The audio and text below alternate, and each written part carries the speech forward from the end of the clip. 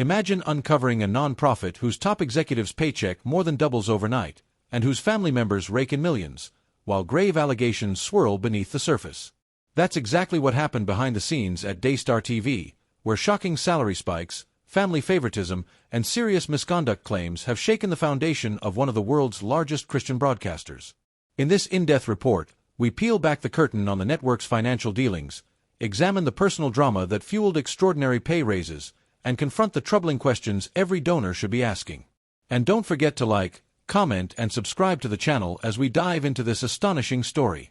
When Joanie Lamb, co-founder and longtime star of Daystar TV, passed away in 2022, few could have predicted the seismic shift awaiting the network's leadership and finances. Suddenly, Joanie Lamb, Marcus's wife and long-serving vice president, stepped into the president's office. Almost immediately, her annual compensation skyrocketed by a staggering 140%, leaping from $436,750 in 2021 to well over $1 million in 2022. This wasn't a modest bump to reward years of loyal service.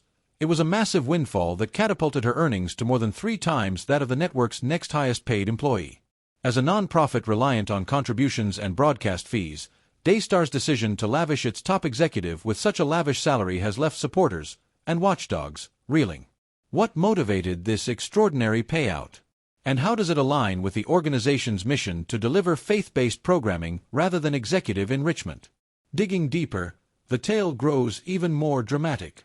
Beyond Joanie's newfound fortune, other family members and insiders also began receiving outsized compensation packages. In 2022, Joanie and her 4 children, along with their spouses, collected nearly $2 million in combined salaries. Imagine a network's payroll where kinship means career advancement and 6-figure checks flow freely to those closest to power. From a governance standpoint, it raises red flags about nepotism, self-dealing, and the robustness of internal controls. Nonprofits are legally bound to avoid private inurement, meaning no individual can unjustly profit from donated funds, but Daystar's arrangement pushes the boundaries of that principle. Were these family members truly indispensable to the network's operations, or were they positioned to benefit from a golden parachute solidified long before Marcus's health declined? The staggering totals beg an uncomfortable question. When family ties intersect with faith-based missions, who's safeguarding the integrity of the organization? At the heart of this controversy lies an unlikely whistleblower, Joanie Lamb, Joanie and Marcus's son. Shortly after his father's passing, Joanie disclosed an internal agreement stipulating that Joanie would inherit not only Marcus's executive role but also the full magnitude of their joint compensation. In his telling, Marcus explicitly wanted Joanie to receive the combined salary if he died, effectively doubling her pay simply by virtue of his demise. Although many assumed such provisions would be routine in the boardroom, Daystar's refusal to publicly acknowledge or justify this arrangement set off alarm bells. Rather than engage with Jonathon's concerns, the network chose to discredit him. They painted him as a disgruntled former employee rather than a concerned insider. This tactic of attacking the messenger rather than addressing the message is all too familiar in corporate scandals, and now it's playing out on the marquee of Christian television. In late 2023, the story took another twist when Joanie and his wife, Susie, were abruptly terminated from Daystar. Officially, the departures were framed as part of routine restructuring, but insiders suggest the truth runs deeper. The couple had openly questioned the network's financial prioritization and raised alarms about serious allegations of misconduct. Those allegations centered on claims of sexual abuse within the Lamb family, a devastating charge that, if true, strikes at the very heart of Daystar's moral authority. For an organization built on biblical principles and moral leadership, the mere hint of such accusations is explosive. Yet when Joanie attempted to bring these concerns to light, the network reportedly urged reporters to keep it under wraps, casting doubt on both the veracity of the claims and Daystar's commitment to transparency. By discouraging scrutiny, the network effectively deepened the public skepticism. When serious allegations are handled behind closed doors, faith in the institution erodes. As donors grapple with these revelations, Daystar's official stance has been to deflect questions about family salaries by pointing to alternative revenue streams. The network insists that none of the controversial compensation is drawn from charitable gifts. Instead, they claim salaries are funded through broadcast and radio revenue, as well as commercial agreements. On paper, segregating donation funds from operating income seems reasonable. But in a media ecosystem where many affiliate ministries rely on gifts to purchase airtime and SMS ministries circulate donations back into network coffers, the lines blur. Money can loop through a maze of related organizations until it lands in executive paychecks. Critics liken the arrangement to a board game in which donations represent the starting capital, only to circle back as salaries, consulting fees, and overhead. If Daystar claims it's not directly using donor dollars, one must ask, which ministries are paying for airtime? Are they subsidized by gifts earmarked for outreach?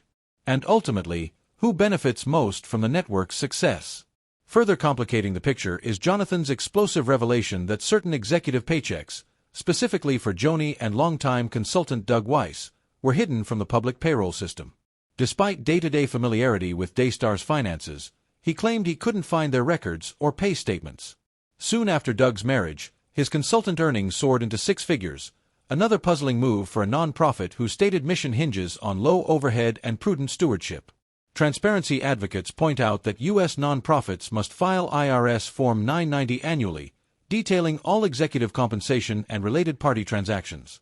These forms are public records, offering donors a window into exactly how funds are allocated. Transparency on paper, however, doesn't guarantee clarity in practice, especially when complex corporate structures and affiliate relationships muddy the waters. As a result, donors may unknowingly underwrite a family's private prosperity rather than programming designed for public benefit. In the midst of these swirling financial questions, the alleged misconduct and cover-up claims loom large. Jonathan's narrative suggests that when he and Susie raised flags about inappropriate behavior, Daystar's board opted to protect the institution's reputation at all costs. By focusing on Jonathan's credibility instead of investigating the substance of the allegations, they adopted a classic defensive posture. For a faith-based ministry, such a strategy is particularly corrosive. Believers entrust their donations to ministries because they assume spiritual values align with operational ethics. When an organization prioritizes image over accountability, it betrays the very community it serves. Donors deserve to know, were internal investigations launched? Were allegations reported to law enforcement or child protection agencies? Or were they quietly buried to avoid negative headlines? This crisis at Daystar is not isolated. Across the spectrum of faith-based nonprofits and megachurches, questions of financial stewardship, nepotism, and misconduct are recurring themes. High-profile scandals, from embezzlement cases to sexual abuse cover-ups, remind us that no institution, however sacred its mission, is immune to human failings. Yet each scandal also underscores the power of transparency, accountability, and courageous whistleblowing. When insiders like Joanie Lamb speak out, despite personal cost, they force organizations to reckon with uncomfortable truths. And when donors demand clear financial reporting and enforceable governance safeguards, ministries are incentivized to operate above reproach. In an era of increasing skepticism toward institutions, the battle for donor trust is fought on two fronts: integrity of actions and authenticity of values. So what can concerned Christians, and any charitable supporters, do to safeguard their giving?